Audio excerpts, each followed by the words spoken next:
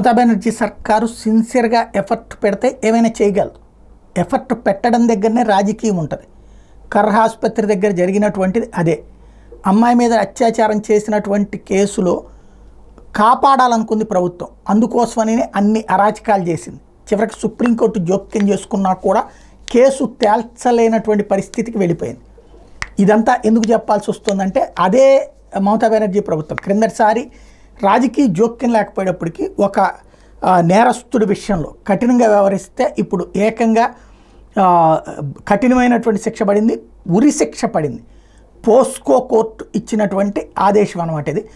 మహమ్మద్ అబ్బాస్ వాడు సిలిగురి ప్రాంతంలో ఒక మైనర్ బాలికని స్కూల్ పిల్ల మీద అత్యాచారం చేసి హత్య చేశాడు. ఈ దుర్మార్గుడికి సంబంధించినటువంటి అంశం అప్పట్లో వెలుగులోకి వచ్చినప్పుడు ప్రభుత్వం సిన్సియర్గా స్పందించింది. ఈ వ్యవహారం మీద వేగంగా దర్యాప్తు పూర్తి చేయించింది. కోర్టుల్లో నివేదికలు అందించడం వల్ల కోర్టులు కఠినంగా శిక్షించగలిగినాయి.